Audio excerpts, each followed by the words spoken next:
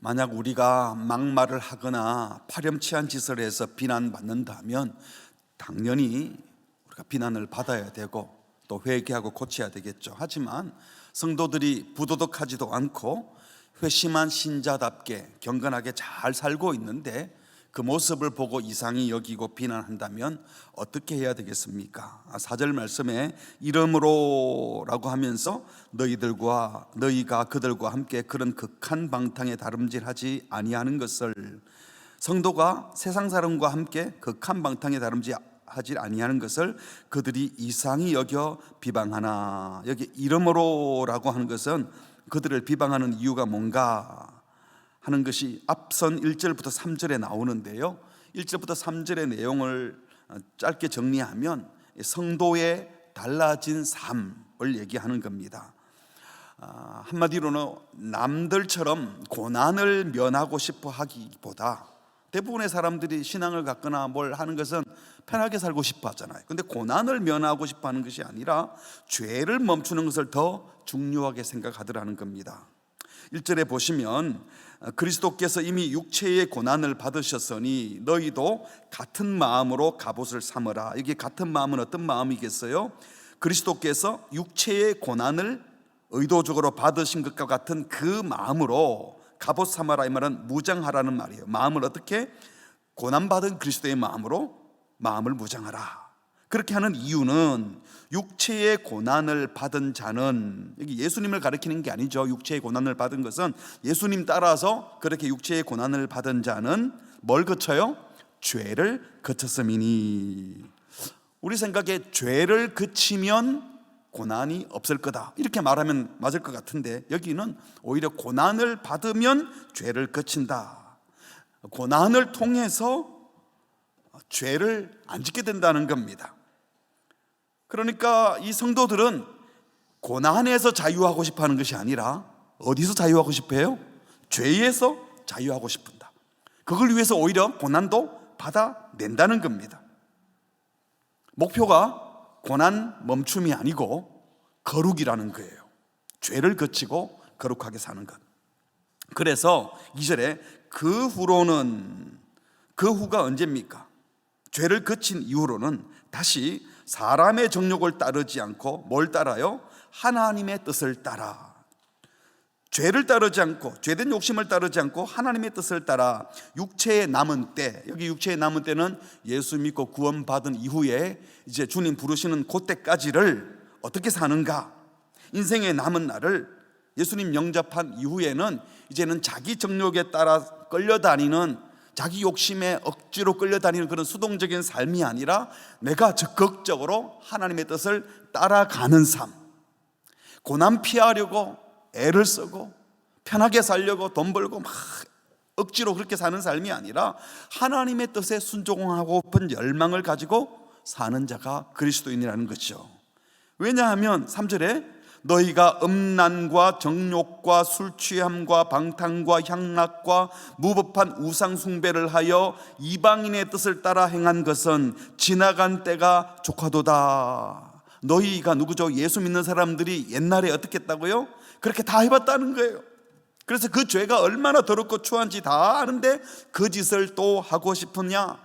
나쁜 경험하고 그것이 나쁜 줄 아는 정도의 경험은 그 정도로 충분하지 않느냐라는 겁니다. 다시 말해서 이제 죄된 욕망에 끌려다니는 것이 아니라 적극적으로 하나님의 뜻을 따르는 사람이 되어버렸는데, 신자로 욕망 자체가 바뀌어져 버렸는데 또다시 마지 못해 살거나 고난 피하고 싶어서 그냥 내 몸 편하려고 옛날처럼 음란, 정욕, 술취함, 방탕, 향락, 무법한 우상숭배와 같이 자기 몸만 편하게 하는 그런 삶을 또 살 이유가 있겠느냐? 지나간 때가 족하도다. 이제는 기꺼이 하나님의 뜻을 따라 살고 싶어졌다는 말씀이죠.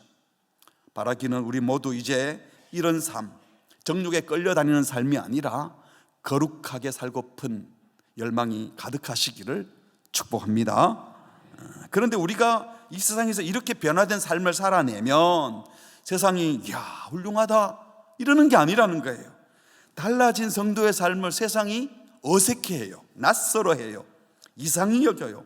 그리고 이상히 여기는 정도가 아니라 뭐까지 한다고? 비방까지 해요.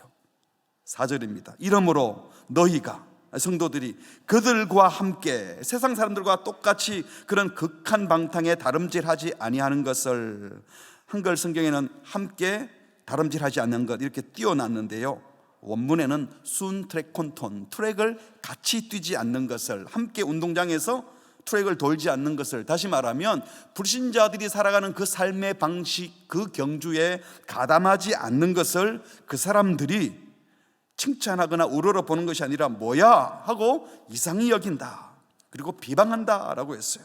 왜요? 그전까지 우리랑 똑같이 음란, 정욕, 술 취한, 방탕, 향락, 무판, 우상숭배 옛날에 똑같이 하던 녀석들이 왜 갑자기 다른 삶을 사는 거야? 너희들도 우리처럼 자기를 위해서 살고 욕심을 위해서 살고 자기 만족을 위해서 그렇게 살아왔잖아. 왜 갑자기 그러는 거야? 하고 이상히 여기다 못해서 비방까지 할 것이라고 경고합니다. 이게 이상히 여겨라는 단어, 크세니존타이, 크세노스, 이거는 이방인이라는 뜻에서 나온 거라 그랬어요. 쉽게 말하면 그 사람들이 뭐야? 외국에서 왔어? 딴 나라 살다 왔어? 딴 나라 살다 온 거죠.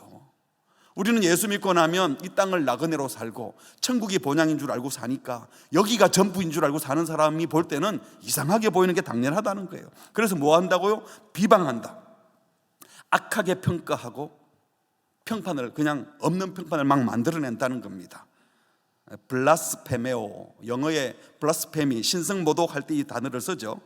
교회 나가더니 갑자기 오던 모임에도 안 오고 옛날에 우리랑 같이 하던 일을 못하겠다 하고, 뭐야? 그럼 뭐 네가 안 하겠다는 건 우리가 문제 있다는 거냐? 이런 식의 암시가 되니까, 그런 암시를 받으면 우리가 뭔가 문제 있구나, 쟤들을 보니까 우리가 좀 삶의 방식을 바꿔야 되겠다 이러면 좋겠는데, 그렇게 하는 게 아니고 오히려 자기들이 옳다는 것을 증명하기 위해서, 자기들의 부끄러움을 감추기 위해서 틈만 보이면 오히려 신자들을 더 비방한다는 겁니다.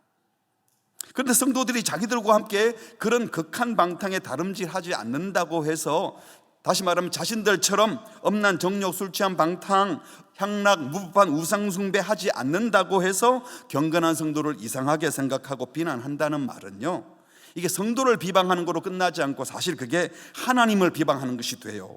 왜냐하면 이 말 자체가 우리는 지금 그런 방탕한 삶을 살고 있다라는 말이잖아요. 그들도 그런 방탕한 삶을 살면 하나님 앞에 신성모독이 된다는 거예요. 노골적으로 하나님을 거부한 거니까요. 불신자들이 하나님을 거부하는 게 뭐 그렇게 나쁩니까? 그 사람들이 몰라서 그러는 건데 그게 아니라는 것입니다. 성경은 이 세상 사람들도, 예수 믿지 않는 불신자들도 똑같이 하나님의 형상대로 지음을 받았고, 소위 일반 은총을 따라서 그들에게도 하나님을 알만한 종교의 씨앗을, 칼빈의 말대로 하나님이 심어뒀다는 거예요. 그래서 그들 역시 방탕하면 똑같이 하나님의 심판대 앞에 서야 될 책임 있는 존재들이라는 겁니다. 로마서 1장 18절이 그렇게 얘기하죠.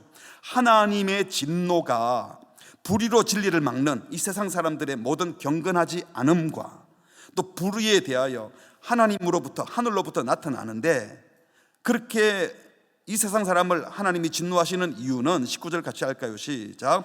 이는 하나님을 알만한 것이 그들 속에 보임이라 하나님께서 이를 그들에게 보이셨느니라. 하나님이 그들 마음속에 하나님을 알만한 마음을 심어 놓았다는 거예요.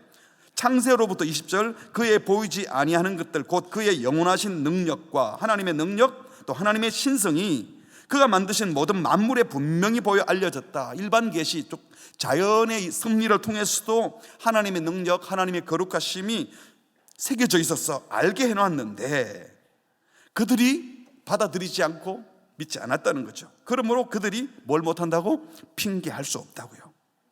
핑계할 수 없는 그들이 21절, 하나님을 알면서도 하나님을 영화롭게 하지 아니하고. 여러분, 예수 안 믿는 사람들도 신적인 감각이 다 있도록 하나님이 만들어뒀어요. 종교적인 감각이 있도록. 어렴풋하겠지만 심어놨는데 거부했다는 거죠. 감사하지도 아니하고 오히려 그 생각이 허망하여지며 미련한 마음이 어두워졌나니, 스스로 지혜 있다 하는데 머리 굴렸는데 더 어리석은 짓을 하고, 썩어지지 아니하는 하나님의 영광을 썩어질 사람과 새의 짐승과 기어다니는 동물의 모양, 즉 우상으로 바꿔놓고 우상을 섬기더라. 이게 신성모독이죠.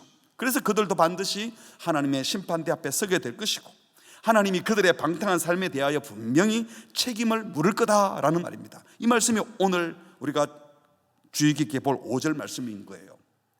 이 5절 말씀에서 사도는요, 세상 사람들이 너희를 말도 안 되게 비방하고 욕할 때 우리가 어떻게 해야 될까 이 말을 하지 않으시고 너희를 비방하는 그 사람들의 운명이 어떠한지 생각해보라 이렇게 말씀하는 거예요. 5절입니다. 같이 읽을까요? 시작. 그들이 산자와 죽은 자를 심판하기로 예비하신 이에게 사실대로 고하리라. 너희를 이상하게 여기고 비방하는 그 세상 사람들이 하나님의 심판대 앞에 서야 할 자다.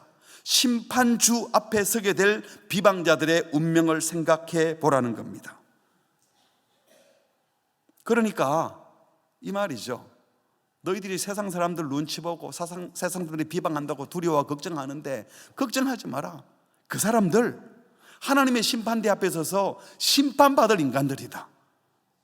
결국 다 망할 지옥 갈 영혼들, 하나님의 심판받을 그 죄인들이 너희들을 평가하고 너희들을 낯설어하고 너희를 이상하게 여긴다고 그것 때문에 뭔가 걱정할 필요가 있느냐 하고 반문하는 것입니다. 그렇다면 역으로 세상이 우리를 낯설하고 비방할 때 우리가 적극적으로 어떤 자세를 취해야 하겠는가, 이것을 5절 말씀을 통해서 살펴보려고 하는 겁니다. 먼저 여기에 심판하기로 예비하신 이에게라는 말이 나오잖아요.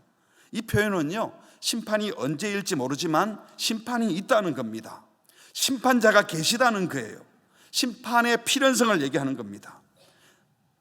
그러니까 마지막 심판대 앞에 설 것을 생각하고 오늘을 살라, 그 말씀이에요. 심판하기로 예비하신 이가 누구이죠? 요한복음 5장에 보니까 아버지께서 심판주의인데 심판하지 않고 누구에게 맡겼다고요? 심판을 아들 예수님에게 맡겼다. 요한복음 5장 27절에서도 인자됨으로, 예수님 자기를 가리키죠, 말미암아 심판하는 권한을 예수님에게 아버지가 주셨다. 예수님 스스로 그렇게 말씀하셨어요. 또 바울도 말하기를 로마서 2장 16절에 곧 나의 복음에 이른 바와 같이 할까요? 하나님이 예수 그리스도로 말미암아 사람들의 은밀한 것을 심판하시는 그날이라. 심판하시는 하나님이 예수님을 통해서 심판한다 라고 말씀하셨어요. 또 여기 심판하기로 예비하신 이에게, 이 표현 속에는 심판의 경고 없이 어느 날 갑자기 심판이 있다는 말씀이기도 합니다. 베드로전서 4장에 보면 만물의 마지막에 가까이 왔다, 정신 차려라. 야고보서 5장 9절에는 심판주가 끝에 보니까 문 밖에 서 계신다, 심판이 가까이 왔다는 말씀을 하셨어요. 그런데 베드로후서 3장 10절에 그 날이 도둑같이 온다.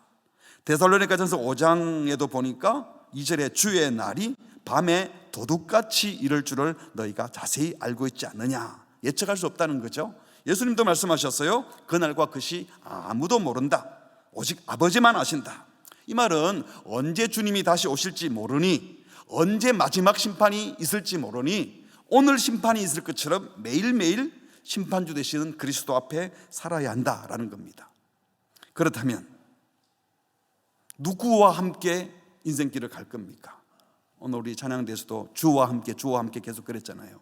오늘 본문에 세상 사람들이 그들과 함께 다름질하지 않는 것을 이상히 여긴다 그랬는데, 여러분, 우리 인생 최종 종착지에서 하나님께서 심판주로 기다리고 계시는데 그 하나님과 보조를 맞추고 예수님과 동행해야 되지, 왜 이 세상 사람들 눈치 보면서 그들의 기분을 맞추고 그들과 함께 악한 길, 방탕의 길을 갈 필요가 있겠습니까? 결정해야 됩니다. 누구와 함께 가며 누구 기분 맞추고 살 것인지.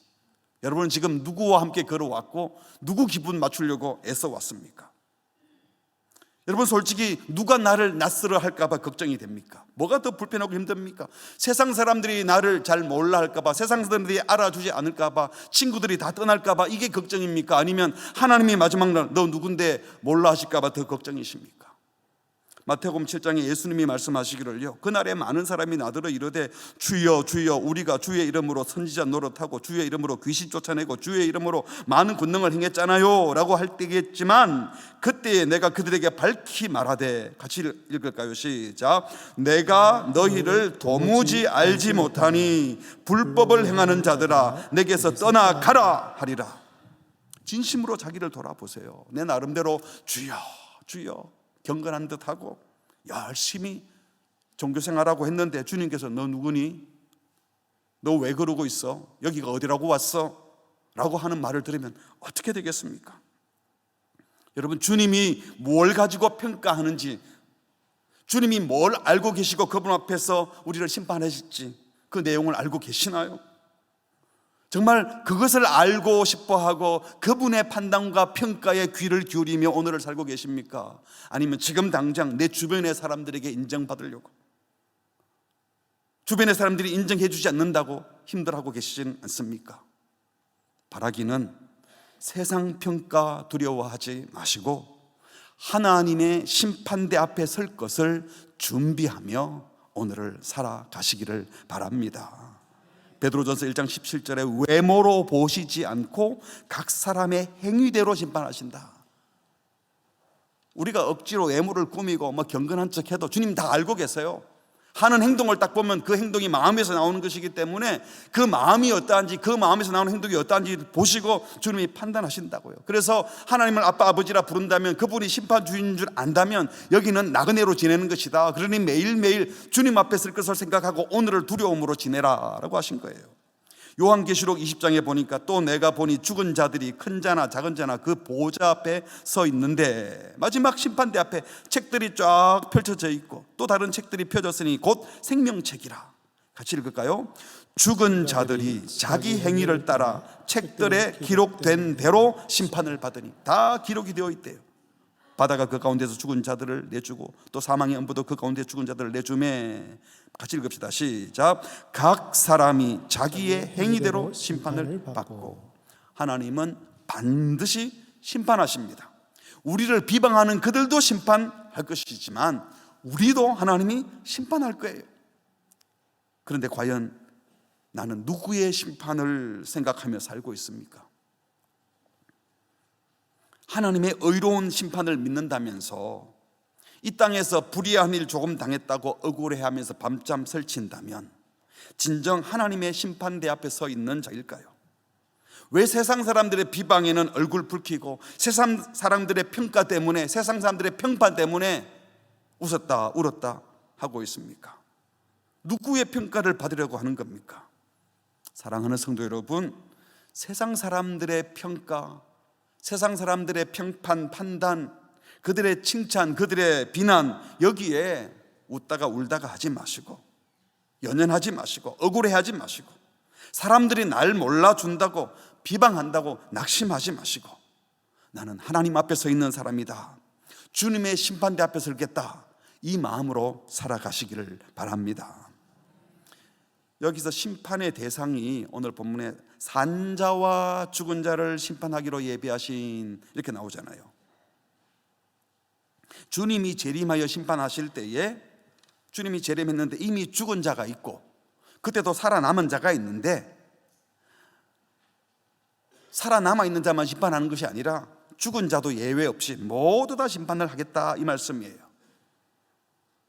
그러니까 이 말씀은 둘째로 주님이 아무도 예외 없이 빠짐없이 모든 사람을 다 심판하실 거다. 그러니까 하나님이 다 심판하실 것이니 너희는 심판하지 말라.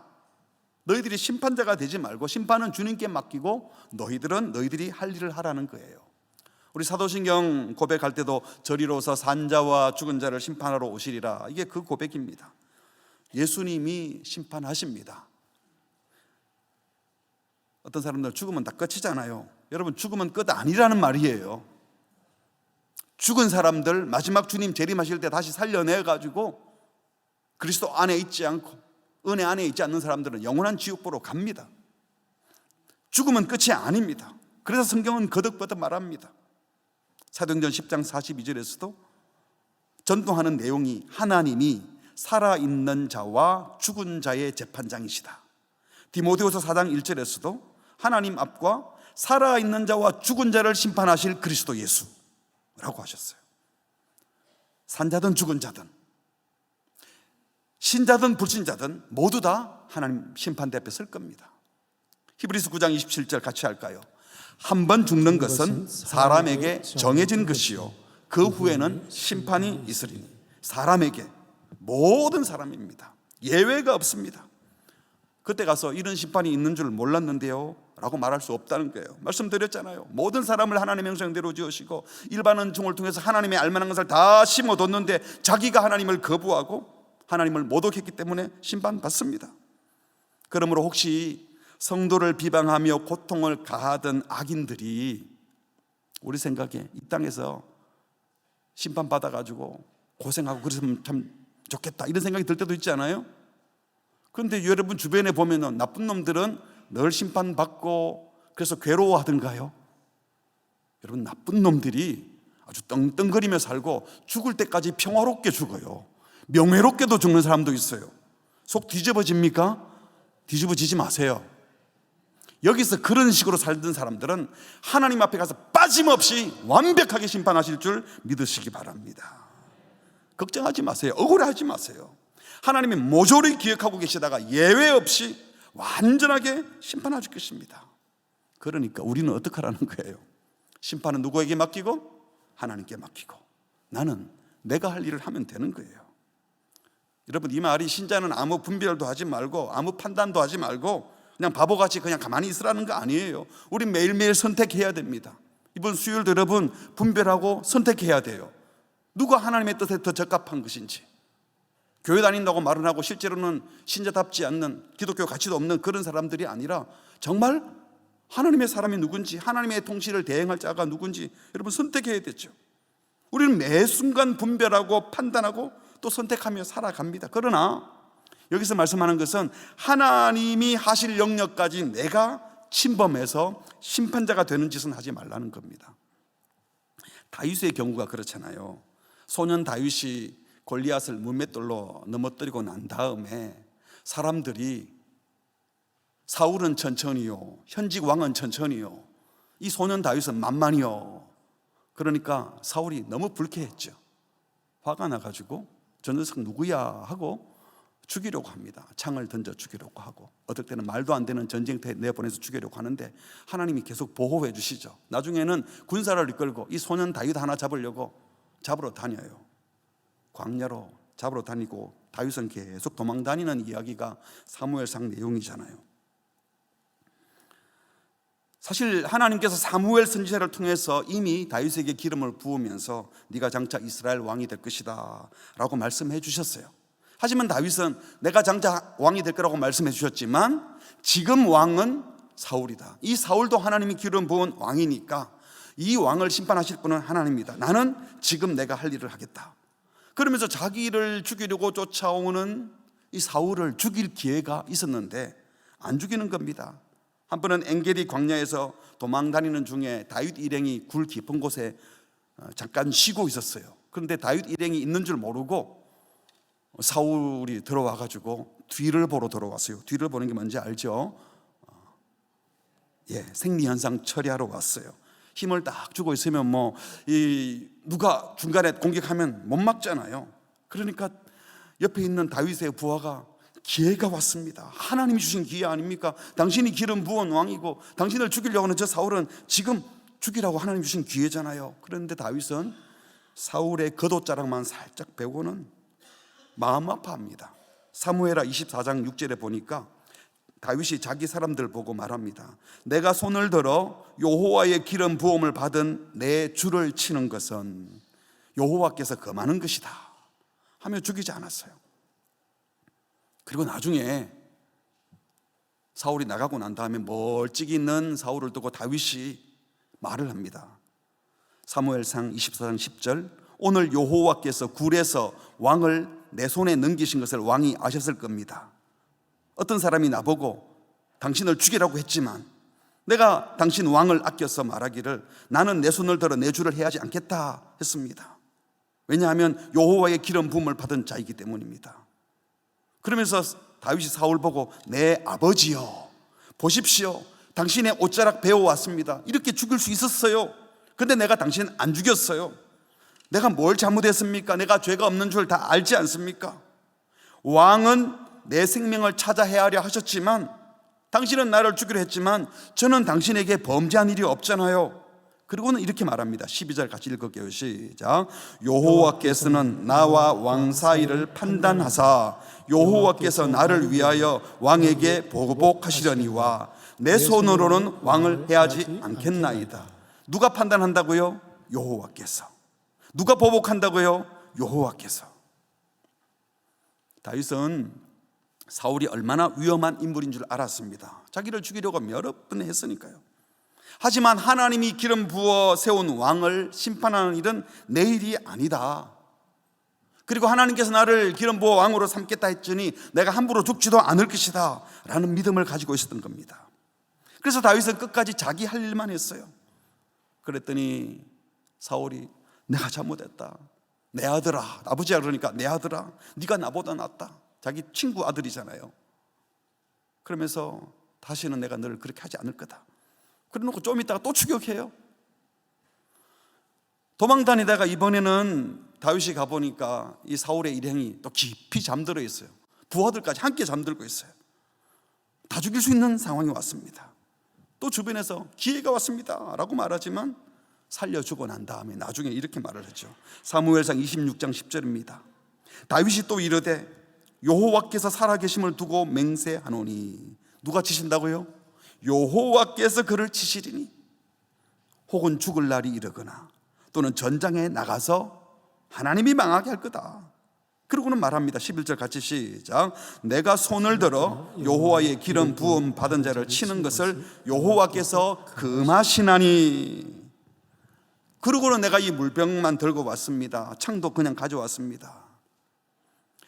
여러분, 이 말을 자기 부하들에게 하는 거예요. 지금 자기 따르는 자들에게 메시지를 던지는 거죠. 얘들아, 내가 앞으로 왕이 되어도 나는 하나님을 두려워하지 나를 쫓아오는 원수를 두려워하지 않아.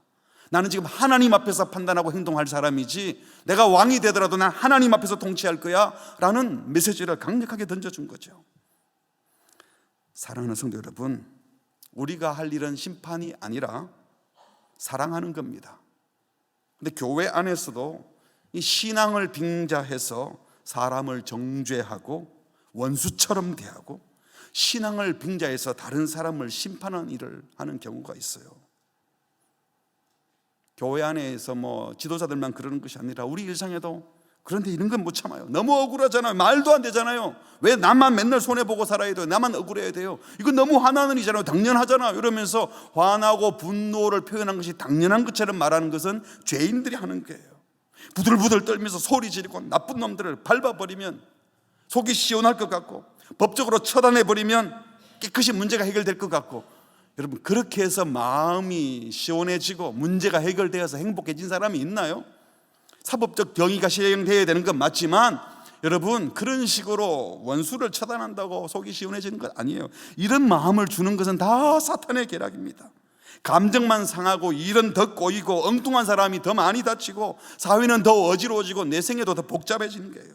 그래서 하나님께서 말씀하십니다. 로마서 12장 19절 우리 다 함께 합니다. 시작. 내 사랑하는 자들아, 너희가 친히 원수를 갚지 말고 하나님의 진노하심에 맡기라.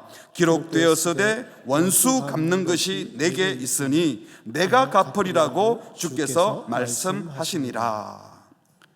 여러분, 내가 심판하는 것은요, 흥분해가지고 제대로 못 심판하고 진짜 벌 줄 건 못 주고 이상한 짓만 하게 돼요. 하지만 주님이 심판하시면 더 확실하게 심판할 걸 믿으시기 바랍니다. 빠짐없이 확실하게 심판하실 분이 계시다면 우리가 심판하지 못했다고, 원수 갚지 못했다고, 나쁜 놈들 내가 처단하지 못했다고 속상해할 필요가 없습니다. 하나님의 진노하심에 맡기십시오. 하나님의 심판에 맡기십시오. 그리고 우리는 하나님을 사랑하고 하나님의 의와 진리를 따라 거룩한 삶을 살고 우리가 바른 길을 계속 걸어가고 바른 판단을 하고 할 말 계속하고 할 행동을 계속하면 그들이 우리를 보고 두려워 떨 겁니다. 쟤네들 때문에 우리가 나쁜 짓 못하겠다 그러면서 그들이 심판을 받는 거예요. 그리고 우리는 우리가 할 수 있는 최선을 다하여 자비와 긍휼을 베푸는 겁니다. 사랑하는 성도 여러분, 심판은 주님께 맡기고 우리는 하나님과 이웃을 사랑하는 일에 더 전념하시기를 주의 이름으로 축복합니다. 마지막 세 번째로 이 5절 말씀은요, 주님이 다 알아주시고 다 갚아주실 것을 기대하라는 말씀으로 들을 수도 있어요. 5절 다시 보시면 그들이 산자와 죽은 자를 심판하기로 예비하신 이에게 뭐라 그랬죠? 사실대로 고하리라. 이 사실대로 고한다, 이 말이 아포디도미 로고스 이 단어를 쓴 건데요, 이 표현은 신문할 때 신문 받는 피고가 숨기지 않고 낱낱이 다 사실대로 말해야 되는 그 상황을 말하는 거예요. 최후 심판 때 하나님께서 인간에게 그 책임을 물을 때에 숨기지 못하고 그분의 영적인 권위 앞에서 결국은 다 말하게 된다. 우리말로 이실지고 할지어다 그렇잖아요. 이실지고 다 말하게 되는 거예요. 그들도 우리도, 세상 사람들도 우리도 영원한 심판주께서 신문하여 물으시면, 다시 말하면 대답할 기회가 주어지는데요, 범죄했던 자들, 주님을 몰랐던 자들을 숨김없이 다 말하게 되면 끔찍한 심판을 받게 될 거예요. 다 드러나니까. 마태복음 12장 36절, 내가 너희에게 이르노니 사람이 무슨 무익한 말을 하든지 쓸데없는 소리 한 것까지도 심판날에 다 신문을 받을 것이다. 그런데 여러분,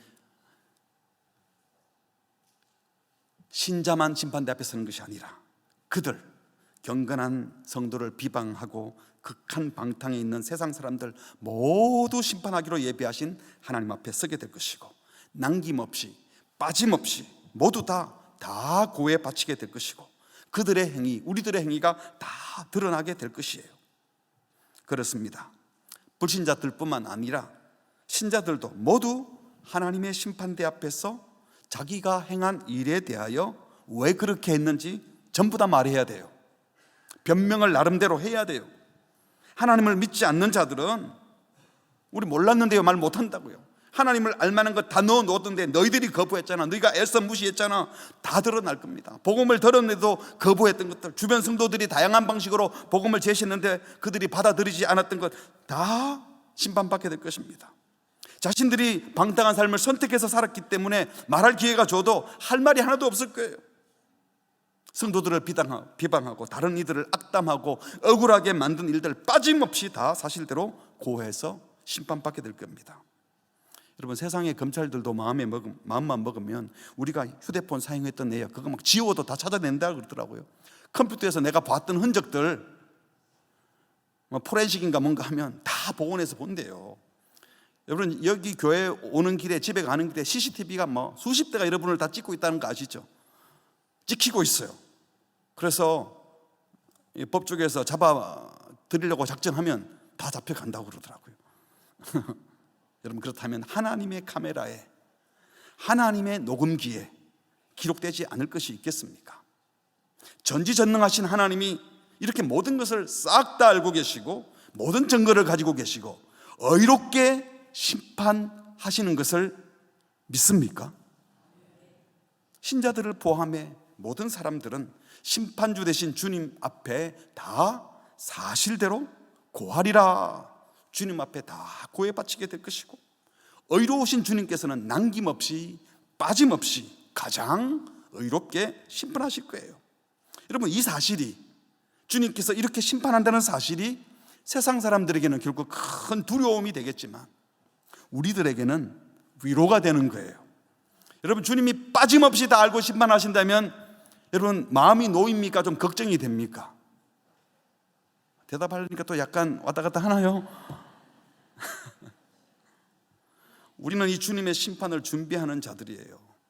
세상의 평가를 기대하고 사는 자들이 아닙니다. 종말에 그리스도께 최후의 심판을 받게 될 그 사람들의 평가에, 세상 사람들의 평가에 두려워 떨 것도 눈치 볼 것도 없어요. 하나님의 심판대 앞에 가면요, 하나님께서 그 행위대로 심판할 것이고 우리도 그들도 그분 앞에 숨김없이 다 고하게 된다고 그랬어요. 세상 사람들 핑계 못한다 그랬어요. 그러니까 여러분, 그 사람들이 날 몰라준다, 그 사람들이 날 오해한다, 그 사람들하고 관계 잘 못 맺어서 내가 왕따 당하면 어떡할까, 이거 너무 걱정 안 해도 된다는 겁니다. 사실대로 다 고할 수 있다는 것은 또 반대로 생각하면 우리 입장에서는요, 우리가 사실대로 다 고한다, 우리가 억울했던 일들까지도 다 말할 수 있다는 것이기도 해요. 이 말은 주님이 다 알아주실 것이란 말입니다. 똑같이 아는데 주님이 다 알아 하면 이 겁먹을 사람이 있지만 주님이 다 알아주셔 하면 위로가 되잖아요. 마지막 심판대에 불신자들은요, 변명할 기회가 주어져도 숨을 수가 없어요. 그러나 저와 여러분은 숨을 때가 있습니다. 다 말씀드리는데 우리도 부족한 것이 많죠. 근데 우리는 그때 우리가 잘한 것을 보고 하는 게 아니에요. 사실은 우리가 뭐 얼마나 잘했나요? 제가 부족했습니다. 근데 이런 저를 예수 그리스도께서 보혈의 십자가로 용서해 주셨음을 제가 믿고 살아왔습니다. 그 은혜 때문에 내가 범죄하려는 순간에도 주님이 저를 보호해 주셨잖아요. 얼마나 감사한지요. 그때 우리는 신문을 받는 것이 아니라 하나님의 은혜와 하나님의 사랑에 감사하고 찬양하게 될 줄 믿습니다. 우리가 행한 것보다도 훨씬 더 큰 은혜를 우리가 지금도 경험하고 있잖아요. 우리가 행한 대로 갚아주면 벌써 우리가 어디 가 있어야 되는데, 주님이 우리에게 은혜를 베풀어서 여기까지 있는데, 그분 심판대 앞에서도 예수 그리스도의 보혈의 공로로 죽임당하신 어린 양의 은혜로 우리가 긍휼을 경험하게 될 것입니다. 그러므로 여러분, 이렇게 주님이 다 아시고 다 갚아주실 것을 믿는다면, 여러분, 세상 친구들에게 따돌림 받고 경제적으로 남들보다 좀 못 살고 빼앗겼다고 해서, 그래서 세상에서 망했다고 해서 망한 게 아니거든요. 그것이 끝이 아니기 때문입니다. 여러분, 인생의 성공과 실패 여부는요, 여기서 결정되는 거 아니에요. 최종 심판대 앞에서 성공했는지 실패했는지 결정될 거예요. 세상 사람들은 아유, 뭐 예수 믿는다고 그렇게 뭐 경건하게 샀니 뭐니 살다가 아유, 저렇게 허무하게 죽어버렸네, 인생 실패했네. 그 사람들이 그렇게 함부로 말 못합니다. 그 사람들은 그렇게 생각하겠죠. 지금이 끝이 아니거든요. 반대로 이 땅에서 떵떵거리며 살고 죄 짓고도 명예롭게 죽었으면 그 사람은 성공한 겁니까? 천만의 말씀. 참된 성공은 주님의 심판대 앞에서 결정되는 거예요. 지금은 아무도 확실히 알지 못해요. 그러므로 우리는 최종 심판주 앞에 설 것을 생각하면서, 주님이 다 갚아주실 것을 기대하면서, 주님이 의롭게 심판할 때 내가 어떤 심판을 받을 건지 생각하면서, 주님이 갚아주실 것을 기대하면서 오늘을 살아가야 되는 줄 믿습니다. 이렇게 주님께서 제대로 갚아주실 것을 믿고 제대로 심판하실 것을 믿는다면, 역으로 이 땅에서 다 보상받으려는 마음을 내려놓아야 돼요.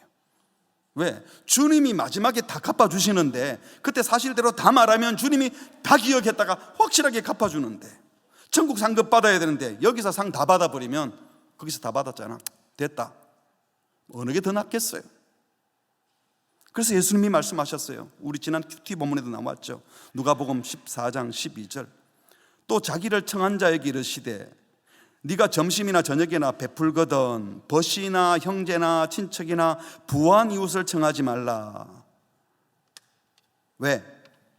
그 사람들이 너를 도로 청하여 내게 갚음이 될까 하노라. 누군가를 도와줄 때, 도와주고 난 다음에 그 사람이 또 되갚아 줄 사람들에게 하고 나면 여기서 주고받고 다 끝났다는 거죠. 거래가 다 끝났어. 그런데 13절 같이 할까요? 시작. 잔치를 베풀거든 차라리 가난한 자들과 몸 불편한 자들과 저는 자들과 맹인들을 청하라. 왜 그렇습니까? 그리하면, 시작, 그리하면 그들이 갚을 것이 없으므로 내게 복이 되리니 이는 의인들의 부활 시에 내가 갚음을 받겠음이라 하시더라.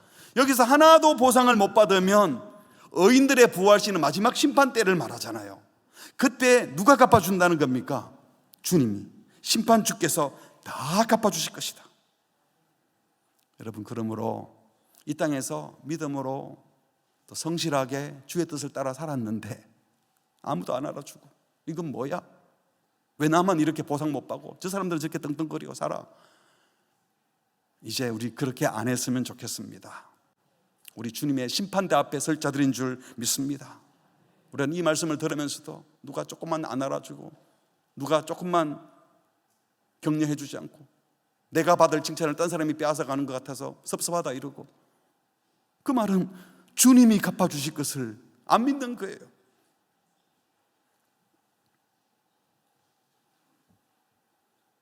세상 사람들이 알아주지 않아도 주님이 보시고 주님이 정말 기뻐하실 일, 그 일을 하시기를 주의 이름으로 축복합니다. 말씀을 맺겠습니다. 우리가 죄짓고 범죄하여 욕을 먹는다면 당연히 욕을 먹어야죠. 그리고 하나님의 말씀 앞에 서서 회개도 해야 합니다. 하지만 우리가 말씀대로 살아가는데 죄를 멀리하고 있는데도 세상이 싫어하고 비방한다면 그들의 평가에 마음 흔들리지 마시고 마지막 심판대 앞에 서게 될 그 사람들의 운명을 생각하면서, 그리고 동시에 내가 하나님의 심판대 앞에 설 것을 생각하며 오늘을 살아가시길 바랍니다. 오늘 말씀하셨습니다. 심판하기로 예비하신 주님이 계시다고 했습니다. 그렇다면 이 땅에서도 누구 평가를 생각하며 누구의 판단, 누구의 평판을 생각하며 살 것입니까? 주님 앞에서 사시기 바랍니다.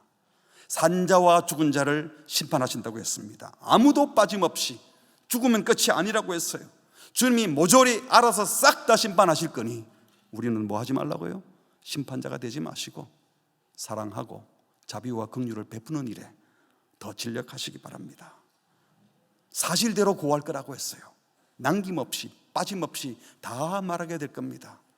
그래서 한쪽은 엄한 심판을 받게 되겠지만 우리는 주님이 다 알아주시고 갚아주실 것입니다. 이 믿음을 가지고 오늘을 천국 신자로 멋지게 살아내시기를 주의 이름으로 축복합니다. 아멘. 우리 함께 찬양하겠습니다. 나의 소망 되신 주, 나의 심판주로 오실 주님을 바라봅니다. 다시 오실 나의 왕, 최종 심판주이신 예수님을 기다립니다. 밤이나 낮이나 어제나 오늘도 영원히 주만 찬양하면서 지금 주님을 기다립니다. 슬픈 일, 낭망한 일, 억울한 일이 생길 때도 나는 심판주를 바라봅니다. 오늘 말씀을 생각하며 함께 고백하겠습니다. 나의 소망 되신 주, 주를 바라봅니다. 다시 오실 나의 왕 예수, 주를 기다립니다. 다시 한번 나의 소망 되신 주, 나의 소망 되신 주, 주를 바라봅니다. 다시 오실 나의 왕 예수, 주를 기다립니다. 밤이나 낮이나 어제나 오늘도 영원히 주만 찬양해.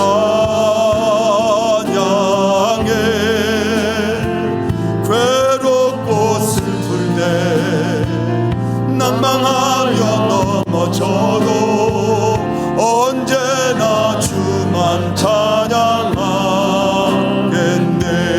나의 소망 되신 주,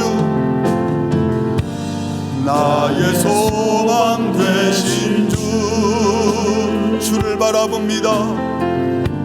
주를 바라봅니다.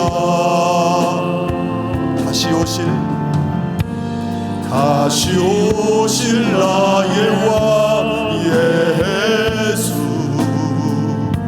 주를 기다립니다. 밤이나 낮이나 어제나 오늘도 영원히 주만 찬양해.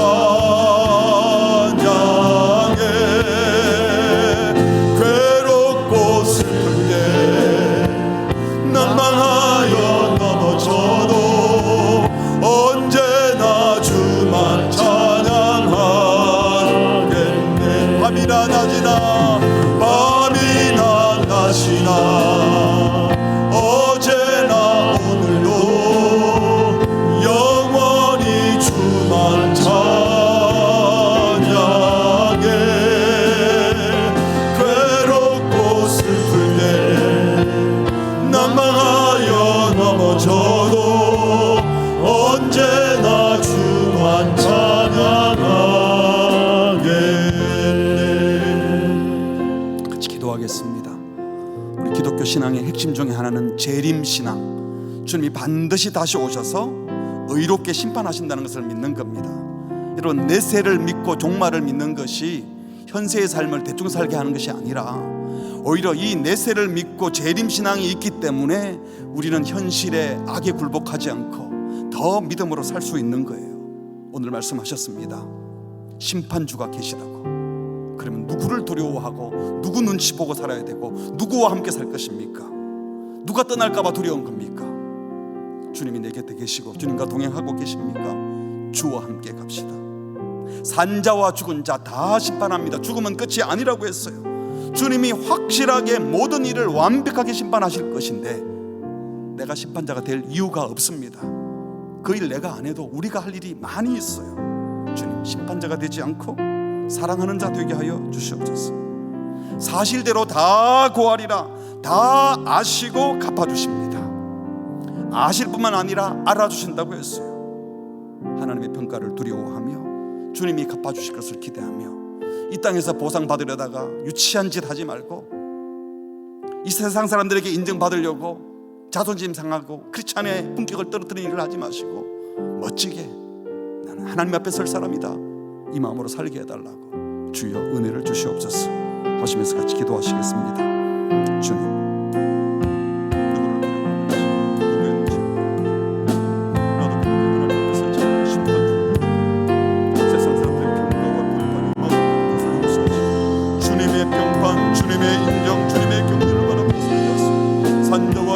다 심판하시고 주님이 심판하실 때에 주님 선택했습니다. 사실대로 다 거듭하신 주님 앞에 다 말하게 되고 온전히 심판하게 되고 주님이 다 알아주실 것입니다. 복되게 하신 것을 믿습니다. 주님의 그 마음을 살게 하시고 하나님이 재림하시고 주님 다시 오실 것을 믿는 시간 주님의 심판이 되시는 분 구원자 되시는 주님 그분이 우리에게 일하시고 주님 앞에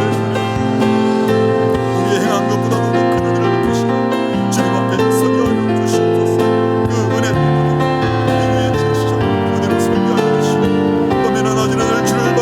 주님 앞에 살게 하여 주시옵소서. 오늘도 성도들이 성도답게 살게 하시고 바로 분별하게 하시고 바로 결정하게 하시고 바로 선택하게 하시고 바로 믿음으로 살아가게 하여 주시옵소서. 이것을 정말 기대하고 주님 우리가 있습니다. 주님의 심판을 믿습니다. 용서하시는 주님들의 감사 예수님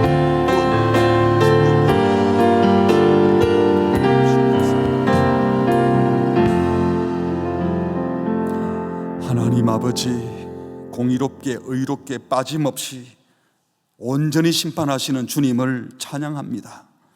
이 주님을 믿는다고 하면서도 심판주 되시는 주님 앞에 살지 않고 사람들의 평판 걱정하고 사람들이 나를 따돌릴까 봐 두려워했던 어리석음을 용서하시고 주님이 온전히 심판하실 것을 믿고 우리는 심판자 되지 아니하고 넉넉하게 든든하게 더 많이 사랑하며 살아가게 하여 주시옵소서.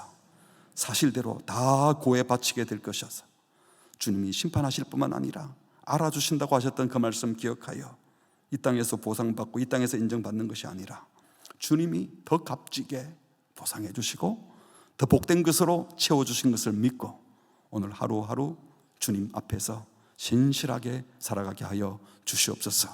우리의 행한 것보다도 더 큰 자비와 긍휼로 용서하시고 은혜 베푸시는 주님을 찬양합니다. 이번 한 주간도 이 은혜 받은 자로 주님의 심판을 생각하며 주님과 동행하는 복된 백성들 되게 하여 주옵소서. 예수님의 이름으로 기도합니다. 아멘.